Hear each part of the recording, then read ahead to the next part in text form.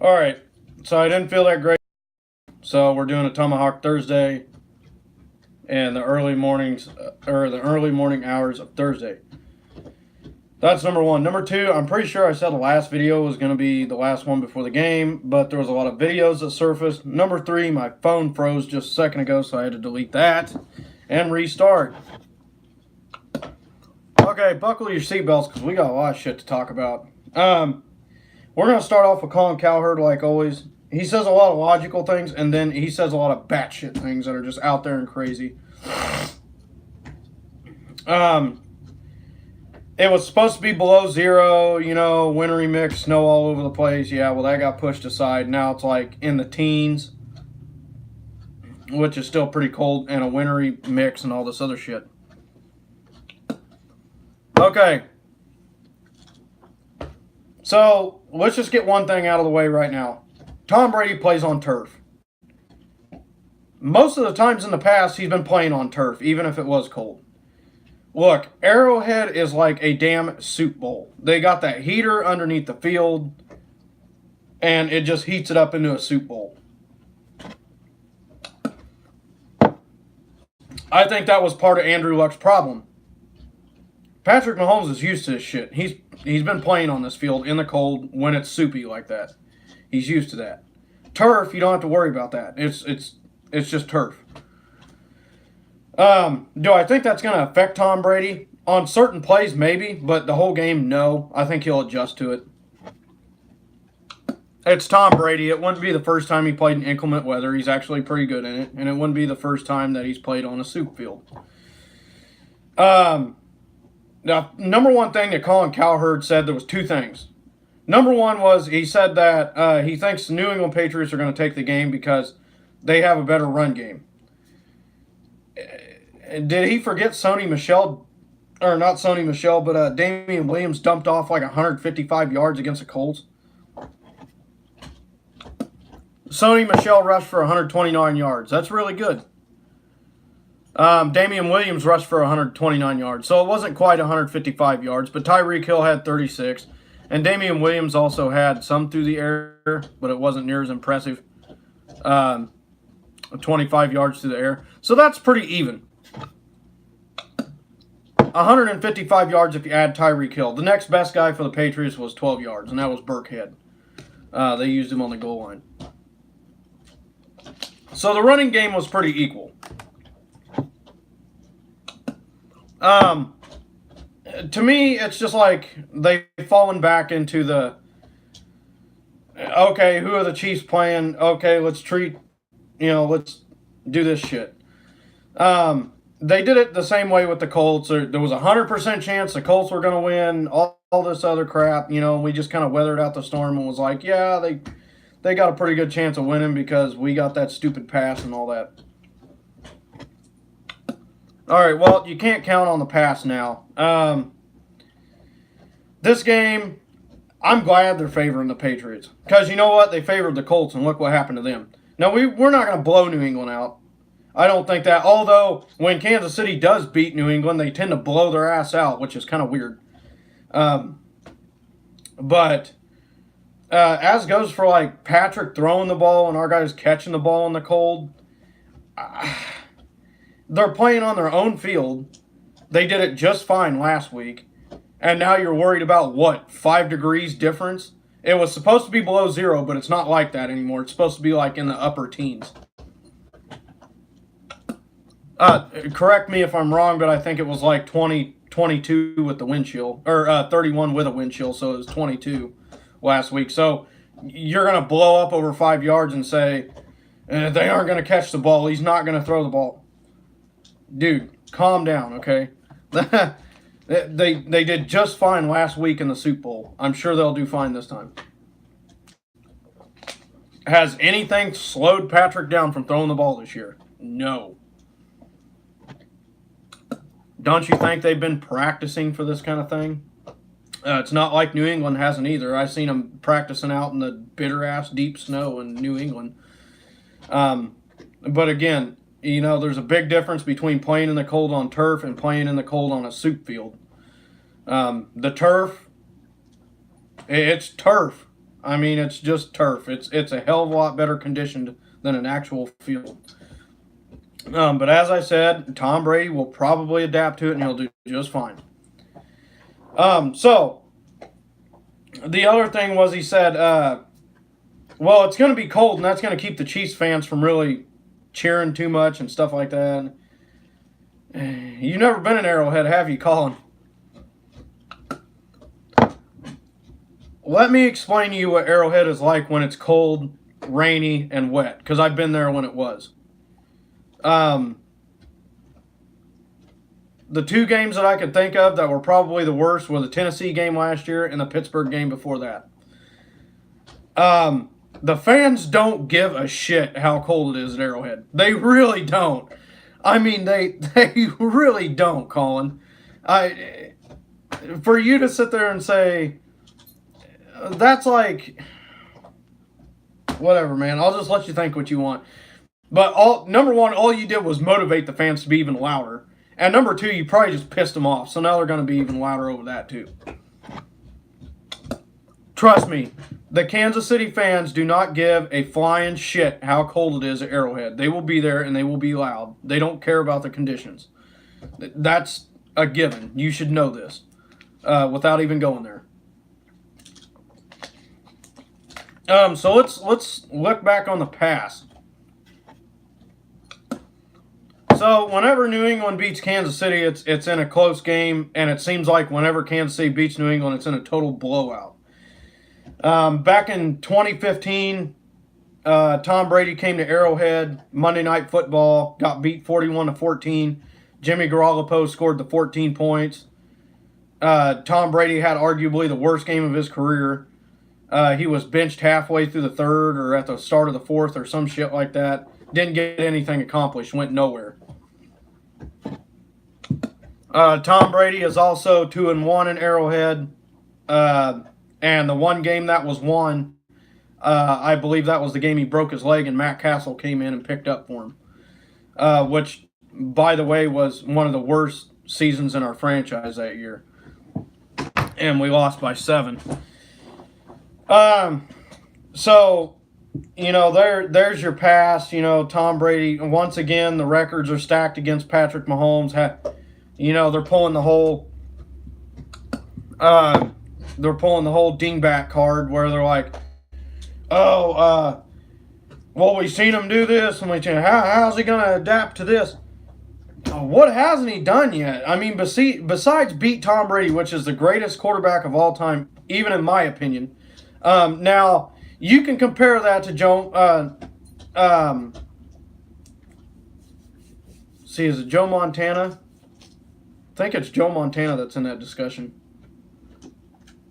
One of the two, Joe Montana or Steve Young. I can't remember which one it is now. I think it's Montana. Pretty sure it's Montana. He went to 5 Super Bowls and won all 5 of them.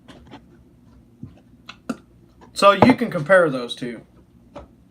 Now you can look at the Patriots and you can be rational or you can be an asshole. You can give them the benefit of the doubt or you can't. You know, the years they won the Super Bowl, the Deflategate, the Spygate, the Tuck Rule, which was total bullshit. I mean, that's just 3 out of the 5. I'm willing to bet there's something else on the other 2. But me personally, I give them the benefit of the doubt. Tom Brady has proven himself year in and year out. They win Super Bowls. Now, we're going to, and I'm glad all the analysts are, you know, we're supposedly 3-point favorites over New England, which is the first time they've been underdogs since playing against Green Bay on like a Monday night or some shit like that. And that was, or was it the Giants? I can't remember.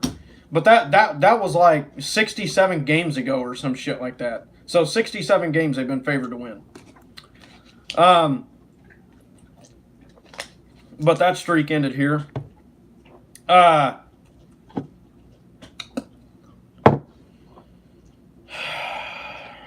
Man. So I'm glad all the analysts think that we stand no chance in this game. We got the same running game that they do. The passing game wasn't as good. Tom Brady had a passing touchdown. Patrick Mahomes had a rushing touchdown. Both running backs played really good. Of course, Tom Brady passed for a few more yards than Pat did. But they're pretty well even. Like I said, man, it's a Richter scale. It could go either way. You can't make a prediction on this game. It can go either way. But I'm glad all the analysts are favoring New England because they did that shit with the Colts. And the Colts got punished for it. So I think Kansas City is tired of being shit on. We're gonna shift gears to fan bases. Every fan base has those delusional ass fans. My team has them. New England has them. The Cowboys have. Every team's got them. Delusional ass fans that never watch football games. They just want to throw their opinion out there. Trust me, there was a Kansas City fan 2 years ago that said we was going 16-0. Really? And he meant it seriously. So, we're going to talk about rational fans. And we're going to talk about, I wouldn't say bandwagon fans, but just fans that make wild-ass predictions. If you're a rational fan, you're going to make your prediction, and you're going to be honest about it, whether it's your team or not, and you're just going to ride that out. And whoever wins, you give credit to them. Then you got these other type of fans, where they make this crazy-ass shit up where they're like, oh, man, New England's got this 100%, man. There's no way they can lose. The Chiefs are completely wrote off this weekend. There's no way New England can lose this game. Then, when they say Kansas City does win, number one, it makes them look stupid as hell, so everybody laughs at them. That's number one. Number one, you look like a complete dipshit for saying that because they prove you wrong. And number two, they never admit it. They always got it. Even if they get blown out, they got some crappy excuse for it. Like, oh, well, I'm missing guys wide open. Whose fault is that? Oh, well, this, and this happened. Yeah, well, you still lost by 28 points, so what does it matter? And then if they do win, you never hear the end of it. They never shut up. Because out of that crazy-ass prediction of them guaranteeing something, it just so happened the gate swung in their favor. And then you never hear the end of it. You never do.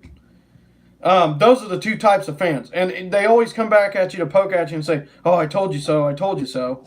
And it's like, it's a football game, man. Nobody said the Patriots are going to lose. And I got dudes that are just completely sleeping on the Chiefs like the Colts did. I mean, just, oh, you guys are way too into this. You guys are way overhyping yourselves. No, we're not. We're just celebrating a playoff win. We got a playoff win. We're happy about it. We don't have the luxury of Belichick. We don't have that great combination. We haven't had the luxury of being in that many Super Bowls over the past, what would you say, 15 years?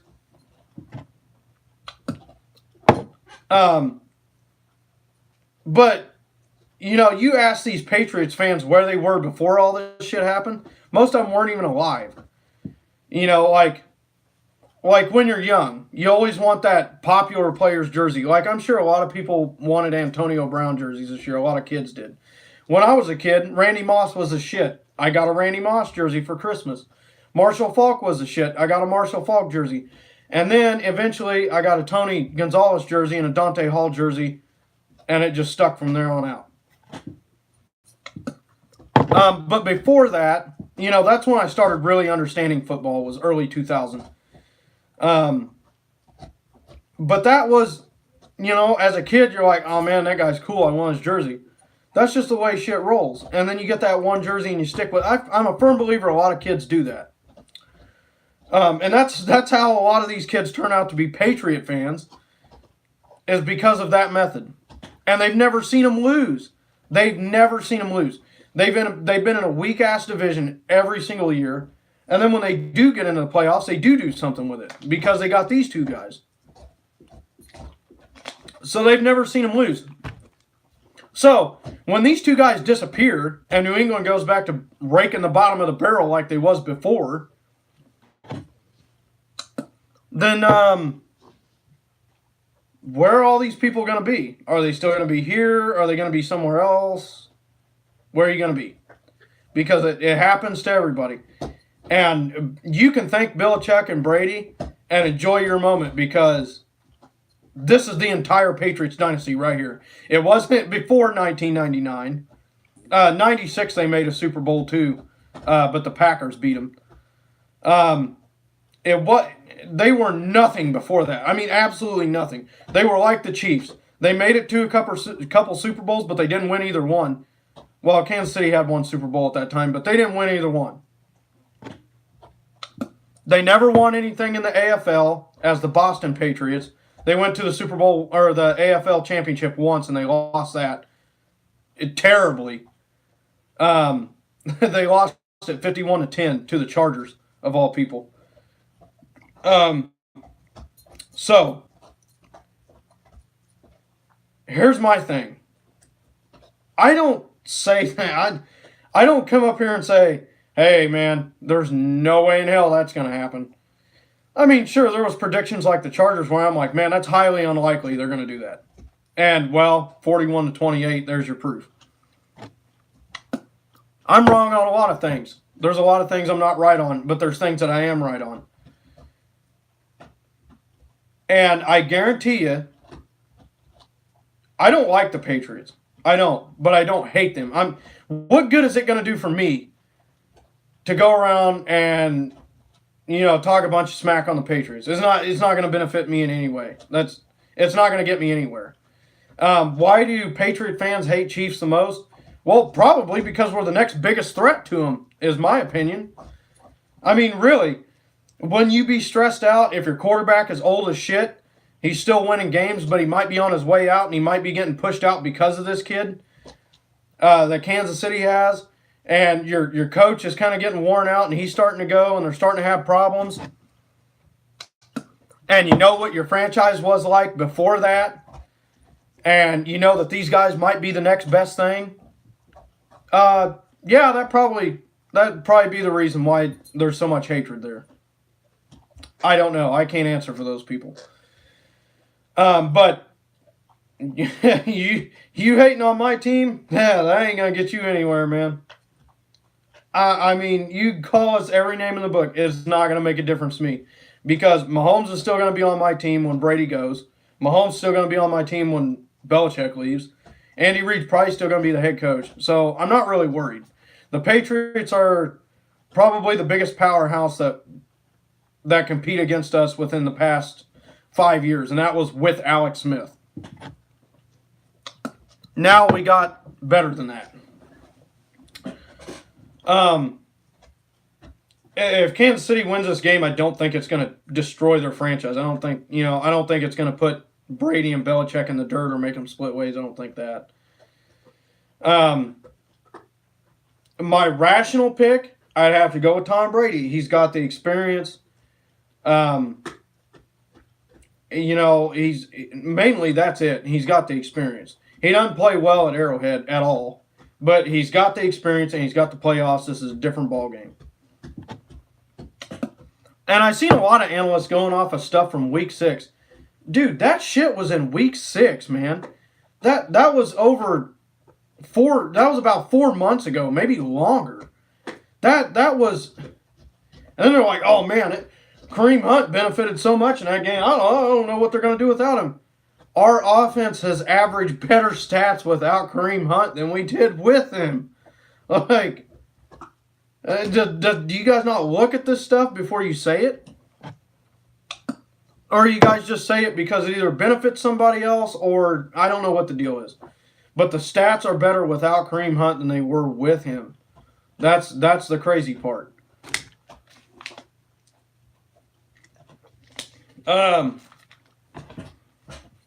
God, what else is there to say about this game? Unless the Rams make it to the Super Bowl, I'm a firm believer whoever wins this game going to win the Super Bowl. I know everybody wants to see the Chiefs and the Rams again. I don't think the Chiefs fans want to see the Rams again. The Rams are pretty much the more potent between the Saints, in my opinion. The Saints were really good until they played Dallas, and then it's like they kind of tapered off. They kind of relied on their defense more. Which, if you're a Kansas City fan, that's what you want to do. You want to go up against a team that relies on their defense because they're not going to slow Mahomes down. I mean, it is proven at this point. Okay, you keep bringing in these defenses and like, oh, these guys are going to slow them down, and they never do. They never do. Just like people talking about they praise Mahomes too much. He did something that only 3 quarterbacks in the history of the NFL have done in his first year starting. Nobody's praising him. They're giving him the respect that he deserves. You know, he earned that. He earned Offensive Player of the Year. He earned MVP of the league. He earned that. Okay, I'm sorry if Tom Brady didn't come out in his first year and put up 50 touchdowns and over 5,000 yards, passing. I'm sorry that Kurt Warner didn't do it. I'm sorry that Peyton Manning didn't do it in his first year. I'm sorry that all those guys didn't. But it didn't happen. Okay? Nobody's overhyping it. They're giving him respect. And if that offends you, then to me, you're just intimidated by the guy in front of you. I mean, what else could it be? And then I got the thing that, deep in the conversation, well, even if they do beat New England, there's no way they're winning the Super Bowl. I mean, just to reinforce his point, just in case, because he got skeptical about one failing, because he knows there's just as good a chance Kansas City could win as New England. Just in case that fails, he's got a fallback plan. And I think it would be absolutely hilarious if both of them failed. The Saints, if they don't bring offense, they won't beat Mahomes. If Mahomes makes it to the Super Bowl, the only team that's going to win that is a team that can outgun Mahomes. Jared Goff did earlier in the season. Like I said, earlier in the season. Both of the teams are different now. But he's proven he can do it. I know Drew Brees can do it because he's Drew Brees, but he's been more reliant on his defense lately than he has his own self. The Rams are definitely a dual threat. They can run the ball like crazy and they can pass it. But I am a firm believer that if your defense is relatively decent and you can force Jared to pass it, he gets a little nervous, or he has been near the end of the season. Here's what I want you to do. I want you to look back on the season and I want you to tell me what is the most consistent team in the NFL. Let's look at the Saints first. Started off really hot, and then they got to Dallas. And then after that, it was like one game they're scoring 28, the next game they're scoring 13, 20. It tapered off. The Rams, same thing. Kansas City's offense, 30. I mean, they just stayed consistent the whole time, and they're still doing that.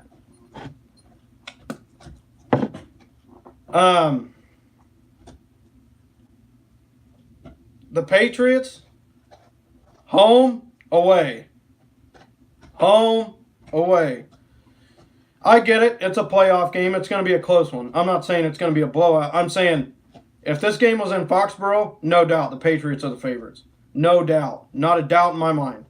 Foxborough is up here. Arrowhead is over here. They're 2 totally different worlds, man.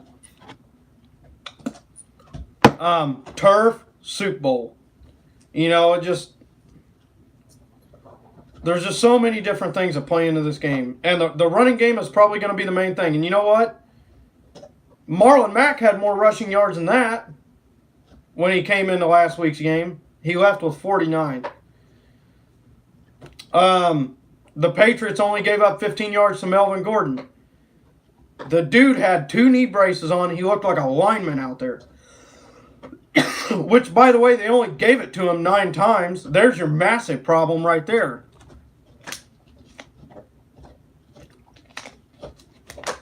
Damian Williams had, 29 rushes? 25. He had 1 more than Sony Michel. Somebody's running game is going to get stopped. And that's going to be the deal breaker. I can tell you right now, it's going to be the deal breaker. Whoever's running game that gets shut down is going to be the deal breaker.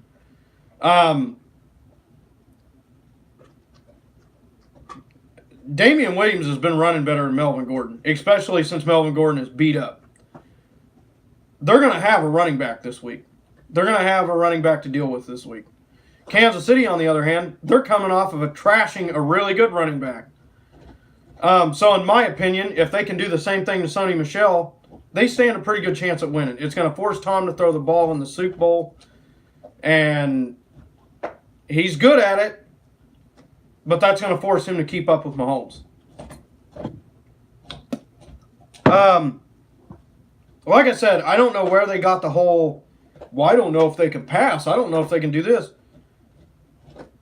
They did just fine against the Colts. It was just as crappy. It was just as cold.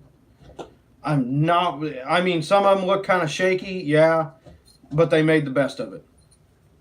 Eric Berry's going to be playing this game. Sammy Watkins is still healthy. That's a plus. Everybody's healthy. And we got one of our star offensive linemen back, which is good because we need him.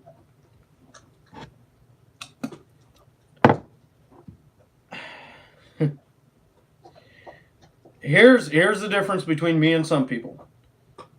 I'm going to take Tom Brady because of the experience. Here's my pick, the Patriots. They got the experience. He doesn't play well in Arrowhead, but he's really good in the playoffs. He's 0-3 in AFC championships on the road or some shit like that. But I'm still taking Tom. I'm still giving him the benefit of the doubt. I'm going to ride with the analysts. But at the same time, if my team plays like they did last week, they're going to win this football game. They have more raw talent than New England. They're playing at home in a place where this guy doesn't like to be and he can't play very well. They have just as good as running game. Their defense looks solid. I'm telling you, if Kansas City plays like they did against the Colts, they stand a really good chance at beating New England. If they don't, they're going to lose. It's that simple. If we lose to New England, once again, I feel like we lost to the best team in the league. That's because, you know what? It is what it is. They're the two greats in the league. Plain and simple. And, you know, the crap thing about being a rational fan is these delusional fans will throw that right in your face. And they'll try to piss you off with it. And then when you don't pick them, they wonder why.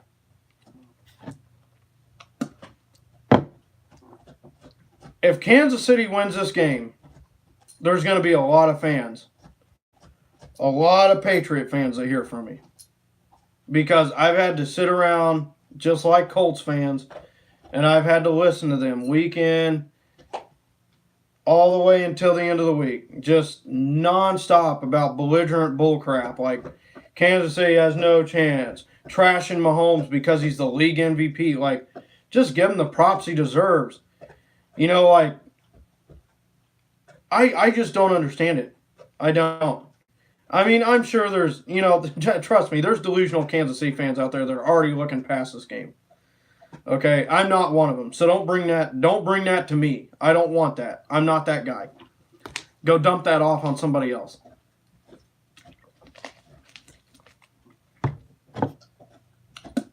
You need to be rational about it. You need to sit back and think about it and be like, okay, the kid doesn't really get pressured because of a playoff game. He seems pretty calm. The offenses are about the same. They're two powerhouses. You know it's going to be a great game. You know it's going to be a great game. If this thing turns out to be a blowout, I'd be very, very shocked. Both teams are playing hot. It is what it is. But I'm not going to sit back and say, well, even if New England wins, they're still going to get wrecked in the Super Bowl. I mean, it's like, number one, that's all the way past this game. We haven't even played this game yet. You don't even know who's going to be there. You know, like the Saints were in the big conversation. You don't even know if the Saints are going to make it. The way that they played against Philadelphia, the Rams could come in and destroy that football team. I mean, as good as the Saints are, they did not play that great against Philadelphia. You don't think the Rams aren't going to use that formula? Personally, I still think the Saints are going to win. They got the better coach and they got the better quarterback. But, you know, making that accusation is just like, your team bothers me so much that I'm just going to go ahead and make some crazy-ass prediction. And I'm either going to look like a total idiot or I'm going to look like a total genius. And, I mean, quite frankly, some of them are predictable. But, so that's that. That's that. I hope these analysts keep talking shit on Kansas City all the way until Sunday, because I guarantee you Kansas City's going to play like they got a fire under their ass if they do that, which is good. That's what I want to see. It's going to be a great game. I guarantee you it's going to go down as one of the all-time greats. I just have that feeling it's a great game in the making. Jumping over to another prediction where I was right on. Me and my cousin had a conversation about Jalen Hurts and Tate Martell, which, if you don't know who that is, he was one of the top recruits under Jake Fromm, or with Jake Fromm, coming out of that class, and he went to Ohio State. Urban Meyer said he was the next one up. Urban Meyer moves on. This new guy comes in, and now he's looking for another spot. Quarterbacks. I told my cousin, I said, if Jalen Hurts has any common sense whatsoever, he would get the hell out of there and start while he can, because he is a starting quarterback. Do I think he's going to be one of the greats of all time? No, but he's definitely got plenty of talent to start somewhere. He said no because it's all about loyalty. Bullshit. It is a dog-eat world, or a dog-eat-dog world, especially in college. You are playing to prove yourself. And you are proving nothing by sitting on the bench when you know you got a shitload of talent. You are proving nothing. If he knows that he should start somewhere, he'll go somewhere else. And he did. He went to Oklahoma, which, to me, that's like him saying, I want Alabama again. I want my former team. I want to prove that I'm better than that kid, that Nick Saban made a mistake. Tate Martell, on the other hand, that was another prediction I got right. I predicted he would transfer out of that.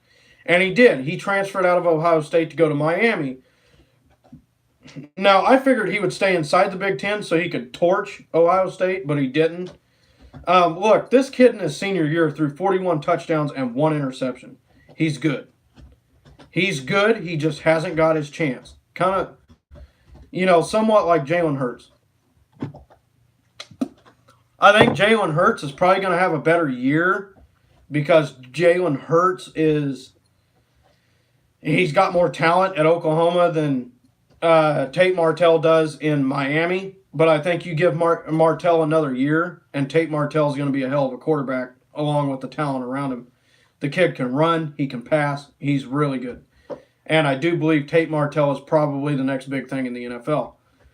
As goes for Jalen Hurts, I think he'll be decent. I think he'll have a spot somewhere. I don't think he's going to be great in the NFL. I think he'll be good. Another guy you want to watch out for, he's going to be a freshman this year at Wisconsin. His name is Graham Mertz. He played right here in Kansas for Blue Valley Northwest. And he won state his junior year and went to state this year, his senior year, and lost. This kid is incredible. I've watched him play with my own 2 eyes. I was fortunate enough to see that. He actually played against my cousin's team for sub-state. This kid's good, man. He's got a natural arm talent. He's tall. He's lanky. Oh, well, I won't say lanky. He's tall. He's got a lot of strength. He's a big kid. He can run. He can pass. He's got a beautiful release. I mean, the kid's good. Wisconsin, I can never say his name right. I can never remember his name. He's a left-hander. He's got such a strange last name, but he's had some problems throwing the ball. I guarantee you Graham Mertz will take his spot. Graham Mertz is a hell of a better pocket passer once he gets used to the college life. And once he fits into the system, I think Graham Mertz will be the starter. I think he will be the next good thing in the NFL as well. I think him and Tate Martell will take over and be the two big things to compete in the NFL. These two guys, I never seen Tate Martell play firsthand, but I've watched videos of him. Graham Mertz